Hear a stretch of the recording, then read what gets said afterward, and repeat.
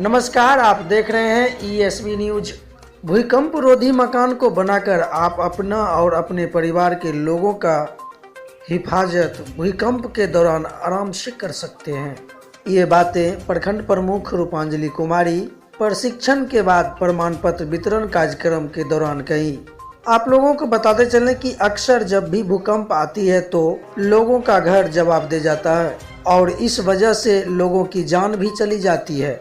इसको लेकर बिहार सरकार के द्वारा एक योजना को लाया गया, जिसमें राज मिस्त्रियों को भूकंप रोधी मकान बनाने को लेकर प्रशिक्षण देने की बात हुई। उसके बाद इस योजना को पटल पर लाया गया और सिविल इंजीनियर के देखरेख में राज मिस्त्रियों को ट्रेनिंग दी गई। ट्रेनिंग में सफल होने वाले राजमिस्त्री को प्रमाण पत्र भी वितरण किया गया है। तो आइए देखते हैं किस तरह से घर का निर्माण करना है, क्या कहते हैं जानकार लोग। जो आप लोगों को हमारे प्रखंड में इस तरह का ट्रेनिंग मिला, ये बहुत ही बेहतर है। जिस तरह से एक बच्चे को पढ़ाने के लिए एक गुरु की आवश्यकता होती है, उसी तरह से अगर किसी भी गृह स्वामी का घर बनाने आप लोग अगर जाते हैं, आप लोगों को अगर पता नहीं होता है तो जिस तरह से लोग सीधे कहते हैं जोड़ देना है, सीमेंट वालों को मिला के जोड़ देना है, उसी तरह में अगर आपदा भूकंप की आपदा आती है तो वो ढहने की संभावना होती है। और मैं देख रही थी जो जिस तरह से ट्रेनर आप लोगों को समझा रहे थे, निश्चित तौर से आप लोग बखूबी ही बहुत अच्छे ढंग से समझ गए होंगे। और जहाँ भी आप लोग जाएंगे तो मैं चाहूँगी कि जो घर के जो मालिक हैं उन्हें बताएंगे इस तरह से बना, इस तरह से अच्छे होगा। क्योंकि मैं साल भर मेरा घर बना था तो मैं देख रही थी कि जो मिस्त्री लोग जो हैं मसाला एक बार ही, जैसा इन्होंने बताया, जो मसाला एक बार नहीं बनाना चाहिए सारे दिन का। और मैं देखती थी कि वो सारे दिन का मसाला एक बार तैयार कर लेते थे लंच तक का, और उसी मसाले में पानी की मिलावट कर करके बनाया करते थे। तो ये चीज़ मुझे सीखने को मिला, जो कम से कम ऐसा नहीं होना चाहिए। और आप लोग, क्योंकि जो घर में घर बनाते हैं उनको तो इतना पता नहीं होता है, आप लोग जोड़ते हैं तो आप लोग को बखूबी पता होगा। और ट्रेनर के द्वारा आप लोग को इस तरह से ट्रेनिंग दिया गया है, तो निश्चित रूप से अच्छे तरीके से आप लोग बनाइएगा, ताकि आपदा भूकंप की आपदा आवे उसमें किसी प्रकार की उसमें क्षतिग्रस्त न हो। और आप लोग बखूबी एक, अब हमारे ही प्रखंड में नहीं, आप दूसरे अदर जगह भी जाएंगे तो आप बताने का कोशिश करें, ताकि जो आम पब्लिक है वो भी जान सके कि भूकंप के माध्यम से जो क्षतिग्रस्त होती है वो न हो। इसी चंद बातों के साथ अपनी वाणी को विराम देती हूँ। जय हिंद, जय भारत।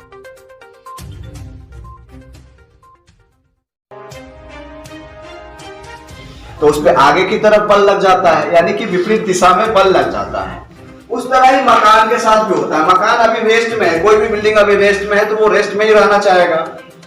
अब भूकंप आया, अचानक विचलन हो गया धरती तो नींव को अपने साथ लेके चल दिया, जिसके कारण छत और छत से सटा हुआ ऊपर वाला पोर्शन मकान का पीछे की तरफ उस पे बल लग जाएगा। जड़त्व बल इसी को कहते हैं। तो नींव और छत के बीच में सबसे ज्यादा खतरा होता है जो खड़ा एलिमेंट होता है मकान का, जैसे पिलर, दीवार, दो ही चीज खड़ा होता है ना मकान में, कोई भी मकान में, या फ्रेम की बात करें या डोर पियरिंग की बात करें। जो खड़ा अंग होता है मकान का, सबसे ज्यादा खतरा उसी को होता है नुकसान भूकंप से। तो जिस प्रकार बस में भी तो ये होता है, छत होता है, दीवार होता है, खिड़की होता है, दरवाजा होता है और बहुत खूब सारा ऊपर खबर रास्ते से चलता है, लेकिन कोई भी अंग तो उसका अलग होता नहीं है। तो हमारा मकान भी एक बस और बक्से की तरह ही है। अगर उसके सारे अंग को, नींव से लेकर छत तक सारे अंग को एक दूसरे से अच्छी तरह से बांध देते हैं तो भूकंप में कोई अंग उसका अलग नहीं होगा।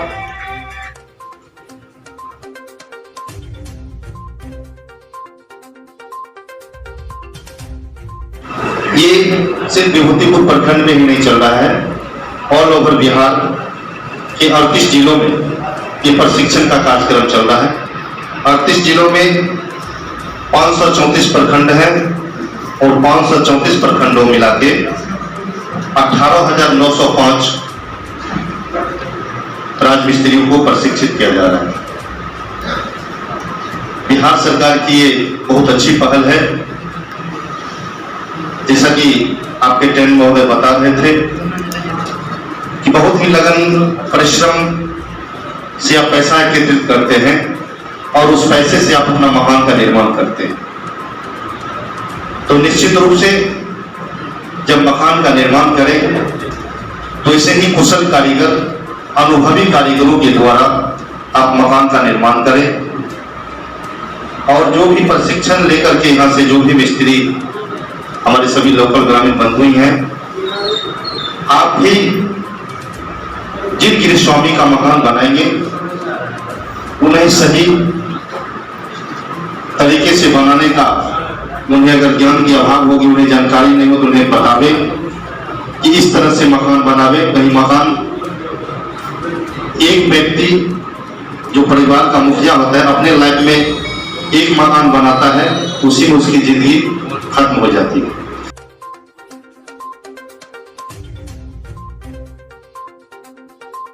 अगर बहुत सारा खिड़की दे देंगे और बहुत सारा दरवाजा दे देंगे तो दीवार कमजोर हो जाता है। दीवार को तो छत का लोड लेना है, छत का लोड तो दीवार ही जमीन में उतार रहा है ना। अगर दीवार में बहुत सारा हम ओपनिंग छोड़ देंगे, बहुत सारा खिड़की दरवाजा छोड़ देंगे तो छत का वजन उठाने का क्षमता उसका कम हो जाएगा। इसलिए दीवार में बहुत ज्यादा खिड़की, बहुत ज्यादा दरवाजा अपने मन से नहीं छोड़ देना चाहिए। उसका नियम होता है कि आपका दीवार कितना लंबा है और मकान कितना तल्ला है, उसके हिसाब से आप एक दीवार में कितना खाली जगह छोड़ सकते हैं। ये सारा चीज इन लोगों को बता दिया गया है कि एक मंजिला मकान के लिए एक दीवार में मात्र 50% ही ओपनिंग छोड़ सकते हैं। मतलब क्या हुआ, अगर एक इस रूम में बैठे हम लोग, 4 दीवार है इसमें, तो एक दीवार का लंबाई हो गया यहाँ से वहां तक मान लीजिए 30 फीट और हमको एक ही मंजिल तक मकान बनाना है, भविष्य में ऊपर नहीं बनाना है। अगर एक ही मंजिल तक फायदा रखना है तो हम एक मंजिल वाला नियम लगाएंगे। एक दीवार में हम अगर 30 फीट लंबाई है यहाँ से वहां तक तो 15 फीट ही ओपनिंग छोड़ सकते हैं, 15 फीट ही खाली जगह छोड़ सकते हैं। अब उसमें आप खिड़की दीजिए, दरवाजा दीजिए, कुछ भी दीजिए, ओपनिंग 15 ही फीट छोड़ सकते हैं एक मंजिला मकान के लिए। 50% दीवार की लंबाई का 50%।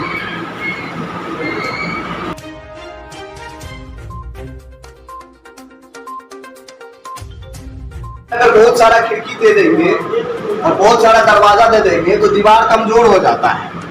दीवार को तो छत का लोड लेना है, छत का लोड तो दीवार ही जमीन में उतार रहा है ना। अगर दीवार में बहुत सारा हम ओपनिंग छोड़ देंगे, बहुत सारा खिड़की दरवाजा छोड़ देंगे तो छत का वजन उठाने का क्षमता उसका कम हो जाएगा। इसलिए दीवार में बहुत ज्यादा खिड़की, बहुत ज्यादा दरवाजा अपने मन से नहीं छोड़ देना चाहिए।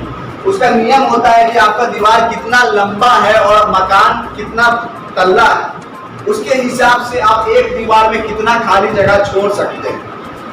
ये सारा चीज इन लोगों को बता दिया गया है कि एक मंजिला मकान के लिए एक दीवार में मात्र 50% ही ओपनिंग छोड़ सकते हैं। मतलब क्या हुआ, अगर एक इस रूम में बैठे हम लोग, 4 दीवार है इसमें, तो एक दीवार का लंबाई हो गया यहाँ से वहां तक मान लीजिए 30 फीट और हमको एक ही मंजिल तक मकान बनाना है, भविष्य में ऊपर नहीं बनाना है। अगर एक ही मंजिल तक फायदा रखना है तो हम एक मंजिल वाला नियम लगाएंगे।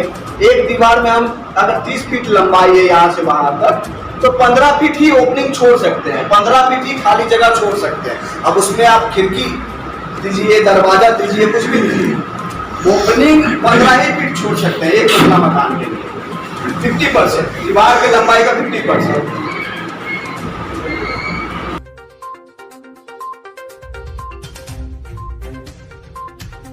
तो 10 दुकान खरीद देखते हैं पहले, तब पसंद करते हैं, लेकिन जब बात मकान की आ जाती है तो राजमिस्त्री जैसे कर रहा है वैसे करने देते हैं, क्योंकि आप लोग को पता नहीं है, आप लोग के बस दिमाग में बैठा हुआ है कि राजमिस्त्री काम नहीं करता है, इसलिए दिन भर का मसाला बनवा दो, जब तक मसाला खत्म नहीं होगा जब तक कि उठ जाएगा। तो ये सब चीज़ गलत है। इन लोग को अब पूरा ट्रेन कर दिया जा चुका है। अगर आप लोग इन लोग से काम लेना चाहें तो ले सकते हैं, इन लोग का लिस्ट ब्लॉक में भी लग जाएगा। जैसे कि देखिए, सीमेंट ताज़ा होना चाहिए, बालू थोड़ा महीन दानेदार दोनों होना चाहिए, रेशियो है मसाला बनाने का जोड़ के हिसाब से, हर साइज का होना चाहिए, 6 mm से 20 mm तक का हर साइज का गिट्टी मिक्सचर होना चाहिए। काफी लोग के दिमाग में रहता है कि हम जब गिट्टी मंगवाते हैं मकान बनाने के लिए तो एक ही साइज का गिट्टी मंगवाते हैं, उनको लगता है कि उनके हिसाब से यही सबसे अच्छा है कि हमको एक ही साइज का गिट्टी दे दो, लेकिन वो गलत है। फिर वो आपका उतना मजबूत कंक्रीट नहीं हो पाएगा। गिट्टी हमेशा 6 mm से लेके 20 mm तक का मिक्सचर होना चाहिए। सीमेंट ताजा होना चाहिए।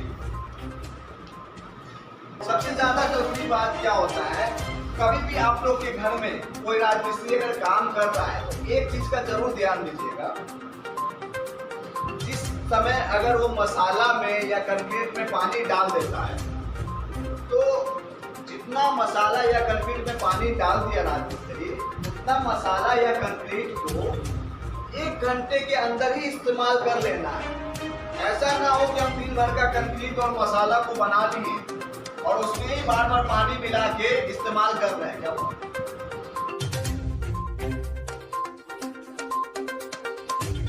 मकान का पोर्शन जहाँ जहाँ आप सरिया का इस्तेमाल कर रहे हैं वो सब आरसीसी कार्य के अंदर में आता है, तो वहाँ पे कवर ब्लॉक लगाना बहुत जरूरी है, क्योंकि छड़ किसी चीज से नुकसान है नहीं। छड़ हम मकान में क्यों देते हैं?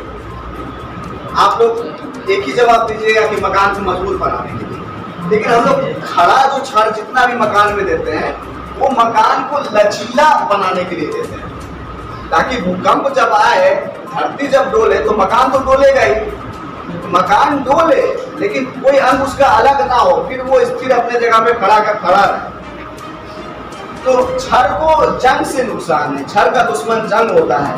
जंग नमी, मॉइस्चर, हवा में भी मॉइस्चर होता है, हवा में प्रवेश करते करते धीरे धीरे जंग लग जाता है। अगर कोई भी पोर्शन में एक बार जंग लग जाता है उसका भी कोई उपाय नहीं है, इसलिए उसको पहले ही बचाना होता है। तो छड़ के नीचे एक कवर ब्लॉक या बर्फी भी बोलते हो उसको लोकल लैंग्वेज में लोग, तो उसका इस्तेमाल करना चाहिए। सभी राजमिस्त्री को अब इस चीज का ज्ञान हो चुका है और इसका क्या महत्व है इस चीज से भी ये लोग वाकिफ हो चुके हैं।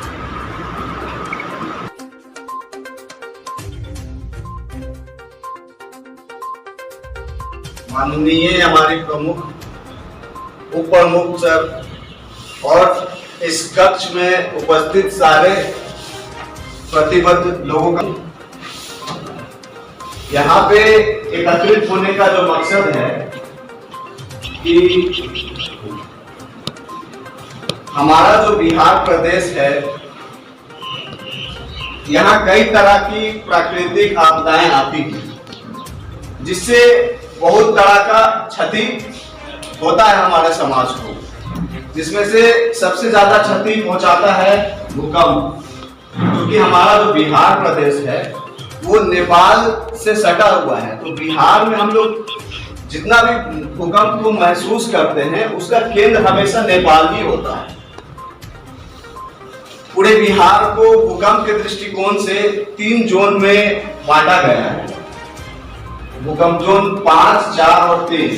भूकंप जोन 5 में जितने भी जिले हैं जो नेपाल से सटे हुए हैं उनमें सबसे अधिक क्षति का खतरा होता है।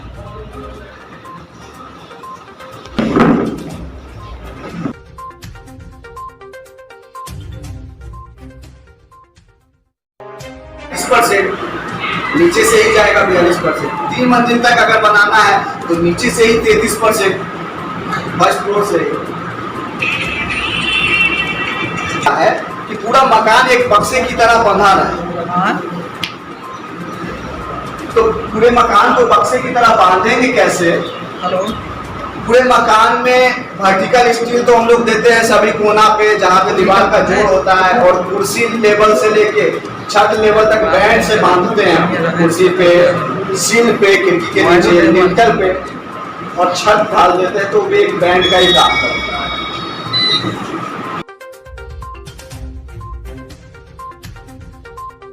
3 टाइम पाइप से पटा देंगे ऐसा नहीं।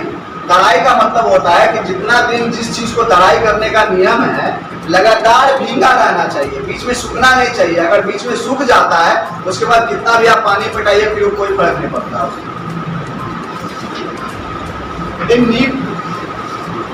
नींव का तरीका है नींव बनाने का, जैसे कि खुला नींव, आरसीसी पिलर नींव जो आजकल समाज में ज्यादा प्रचलित है, 4 सरिया वाला। पहले लोग ज्यादा है कि भारवाग दीवार वाला नींव बनाते थे, जो दीवार ही नींव बन जाता था नीचे का।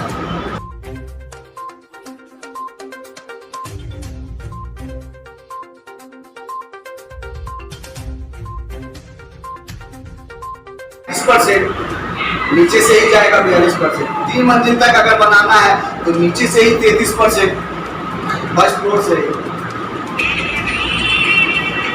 है कि पूरा मकान एक बक्से की तरह बंधा रहा है। तो पूरे मकान को बक्से की तरह बांधेंगे कैसे? पूरे मकान में वर्टिकल स्टील तो हम लोग देते हैं सभी कोना पे, जहाँ पे दीवार का जोड़ होता है, और कुर्सी लेवल से लेके छत लेवल तक बैंड से बांधते हैं। कुर्सी पे, सील पे, खिड़की के नीचे, लिंटर पे, और छत डाल देते हैं, तो वे एक बैंड का ही काम करता है।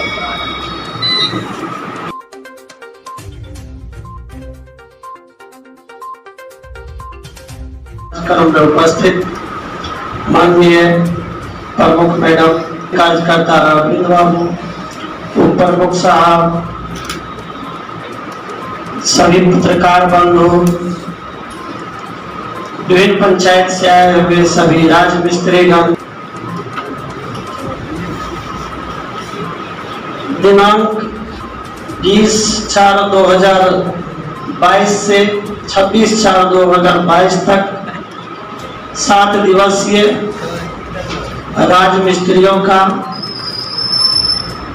जिला से आए हुए मास्टर ट्रेनर के द्वारा भूकंप रोधी भवनों के निर्माण एवं पुराने भवनों को सुदृढ़ीकरण के लिए प्रशिक्षण दिया गया।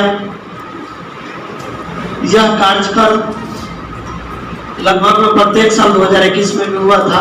प्रत्येक साल समय समय पर बिहार राज्य आपदा प्रबंधन के द्वारा कराया जाता है।